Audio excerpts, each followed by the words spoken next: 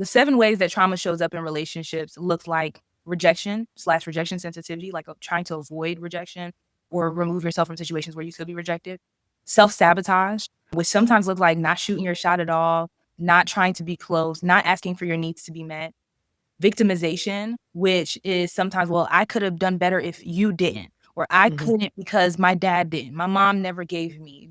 It's all about, like, what other people didn't do instead of Mhm. taking responsibility for yourself and how you're showing up in that relationship. What you could have given yourself despite your parents not being capable or available or whatever, right? Because you're now the adult in your life. So we can't keep saying, "I can't," when now you're the one in charge. Avoidance. So when we don't wanna deal with concerns, issues, needs head on, when we are always trying to like, "Oh, well, don't worry about it," especially when we avoid our own emotions, that is a trauma language. That is a way that trauma shows up. Self-hatred, which we talked a little bit about before. And Yeah. self-hatred is not so much hating yourself as much as it is criticizing yourself all the time. So when you can never get it right in your own eyes, that is self-hatred. Yeah. "I can't get it well enough. I'm not worthy. There's always something else I could have done better." And that could be true on the surface, but do you ever give yourself credit? Do you ever tell yourself that you did a good job?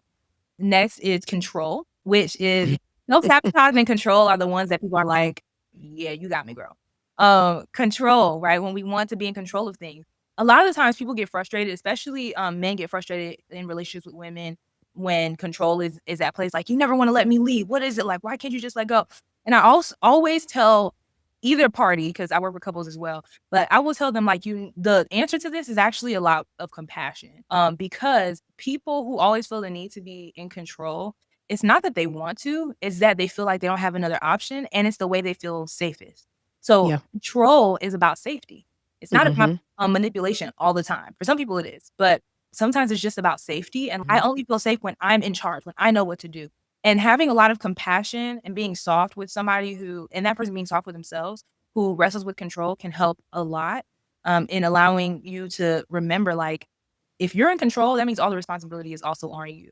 If you wanna Yep. be God, you need God responsibilities, and that's the thing that I've had to tell myself, "You know what? If I choose to be in control of this, I'm actually taking responsibility for it. Do I have the capacity? Is it necessary?" Right? And then, codependency is another one that hits people a lot, but that, like, and it doesn't matter which side of it you're on, but the need to be needed or the one who needs, right? Mm. Whichever one that you're on, because interdependency is good, right? I need you, Right. you need me, but Right. am I living for your pleasure? And do you only feel safe and fulfilled when I meet your needs, right? Whichever Mhm. side you're on. And so those are the 7 trauma languages, the things that I see the most in my clients over time, in my own studies, that those are some ways that trauma shows up in your relationships.